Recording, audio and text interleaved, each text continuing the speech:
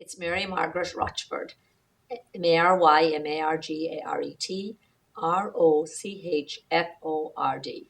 We generally start by asking you how you became interested in horticulture and especially your story about what you're doing now.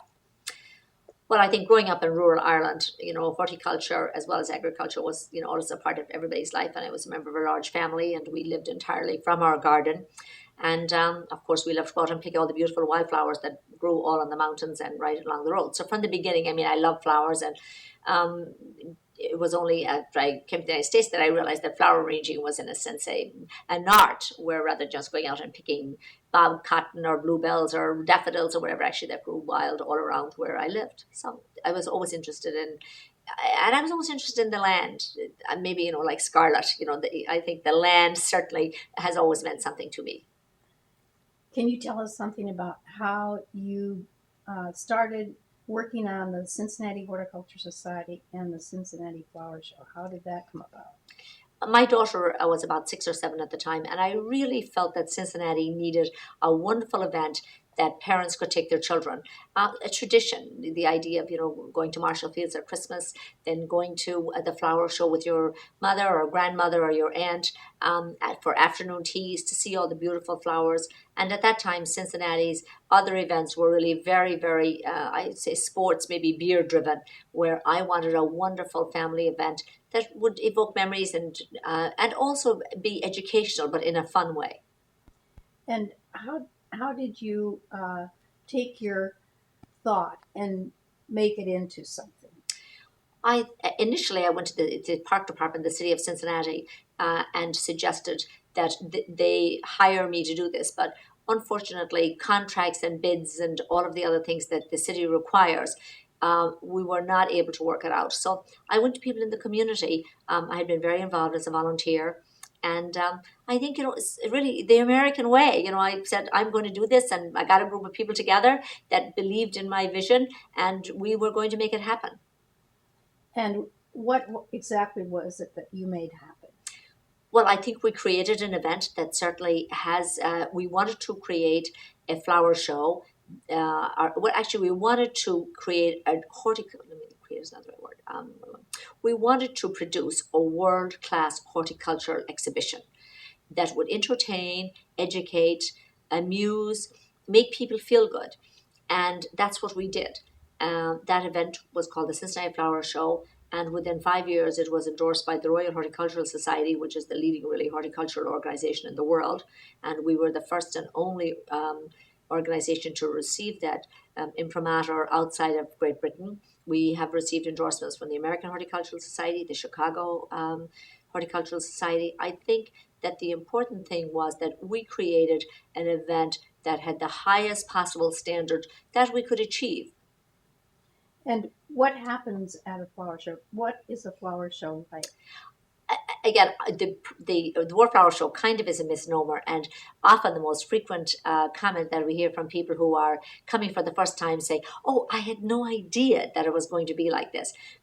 Really, the correct term probably is more horticultural exhibition, but it ranges from wonderful gardens, indoor or outdoor gardens, to the amateur flower show person who comes with one top quality leaf. Even maybe it's a wonderful hostel leaf, or maybe it's an absolute premium daffodil, or maybe it's a orchid that somebody has tended to lovingly all year long, to huge gardens, as many 40 by 60.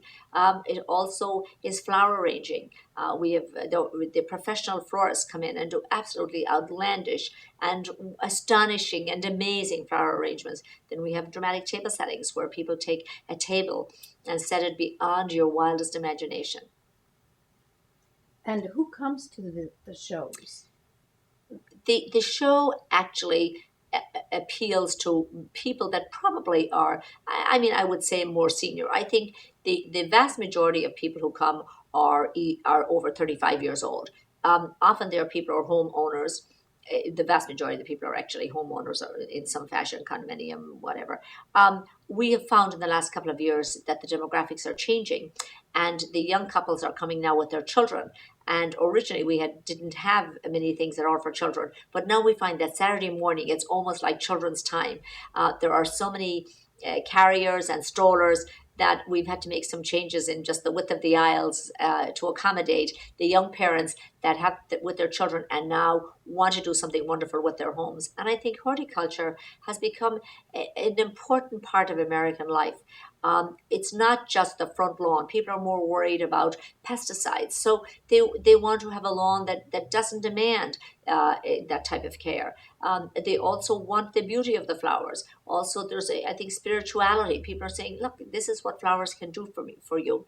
And I think again, because if you look on television, Martha Stewart has certainly done wonders for the floral industry. But even a lot of the people that are cooking on the Food Channel, they cook with flowers, or they naturally herbs are a major part of cooking. So I think that's coming in with the younger generation. And the new homeowners. So naturally, I mean, the teenagers are not going to come to the flower show, and I wouldn't want them to come. Uh, you had some wonderful things to say about what and why you think flowers are so important. Could you expound on that a bit? I think what has always appealed to me about flowers and plants and so on is that it is a universal language. It doesn't matter where you are. If somebody has a beautiful plant in their hand, or even if you can't speak English in a country and you go up and you want to buy a bouquet of roses, immediately you smile, the person that you're meeting smiles. It crosses across all lines. There are so few hobbies that you can start with a 99-cent packet of seeds and to have the same product is the person who has an estate with a gardener, because one of my favorite phrases is that the sun shines and the rain falls on the prince and pauper alike. And it's something that you can share. One of the ways that I have developed my garden actually is by having people give me a slip or give me a cutting of the plant material that they have in their garden. I had a wonderful neighbor who was an inspiration to me, Mr. Bang. And every time that I drove by his house and commented on something, or I often bought some little flowers from him in the summertime, he would give me seeds or plants. And so as I go out right now and, I pass many of those plants, I say, Mr. Bang, I hope you're happy. Look at how wonderful this plant has come along that you gave me, now, close to 20 years ago. Or, I have plants and seeds from people all over the United States. The Cincinnati Flower Show is sponsored by the Cincinnati Horticultural Society. Produced by the Cincinnati Horticultural. The Cincinnati Flower Show is produced by the Cincinnati Horticultural Okay. Society. Could you talk a little bit about some of the other programs that the Cincinnati Horticultural Society is involved in? Initially, we started out with, again, concentrating on producing a world-class horticultural exhibition, which we have done. And then as we began to look around for needs in the community, we have focused on meeting unmet needs. Everybody is doing education these days, whether it's the local boutique store, the major garden center, or if you can't learn how to put a plant there, there's no need for us. So instead, what we focused on areas where it's difficult to either find sponsors or people to do it. And the first one was the garden at the Battered Women's Shelter. First of all, it's not open to the public. So it's a very difficult spot to find somebody to put in a wonderful garden. And we put in a wonderful butterfly garden there. We took care of all of the trees and we maintained that garden. We've put up window boxes on the Mary Magdalene House, which is a home where the homeless can come to do their laundry and brush their teeth and wash their hair. So we've worked in some neighborhoods over in Covington and in Newport to create the same type of thing. We look for niches where we can bring horticulture and flowers and plants, and that, again, not any other people are interested in. It was interesting when we put up the window box on the Mary Magdalene House, this homeless man was leaving. And it really was a tearjerker as one of the plants, Cosmos, he recognized in a planter that we were putting as well as the window box. And it reminded him of his grandmother. So when he talked to us for quite a while, and obviously it's just, he was a wonderful man, things turned for him. And that's very rewarding that we can bring happiness to people. Just in a small way. And I think the more forlorn and the more down and out you are, the more important it is that you see something beautiful and pretty when you walk out the door or you're walking down the street. Maybe that at least that 1 millisecond or maybe a few minutes in a day, that just the memories of something positive will bring back. And, again, if we can just bring one person happiness for a little bit every day, we've certainly accomplished more than a lot of other people have been able to do. So I think that the success of the show from the beginning was, again, a very American trait of volunteers. We had a lead story, thanks to the Inquirer, who ran the lead story for us on the about us starting this new show. Remember, we were a new organization; nobody had ever heard of us before, and yet we had 170 people show up for our first meeting at a local mall. And they were the people that jumped in with us and really made a difference. And we got hundreds. By the time the show actually went on, we probably had about 700 volunteers at all levels.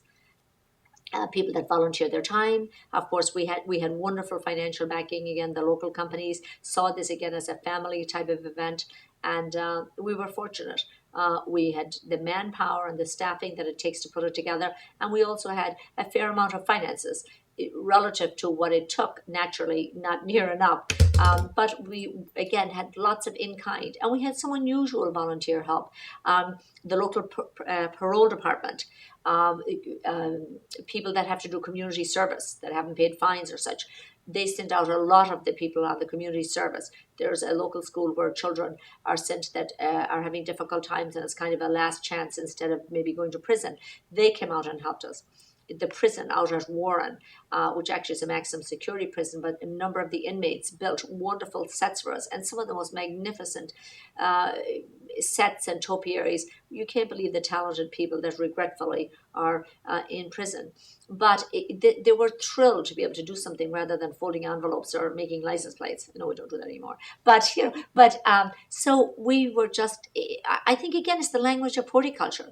There are many of the inmates that work in the horticultural program at Warren, and they were delighted to be a part of it. So we had a marvelous bank of people again, and I think that it's the passion for the product. We didn't have to convince everybody this is a great idea. It was almost when we told them about our idea, they said, "Oh, and here's another thing you can do, and why don't you add this, and why don't you expand in this area?"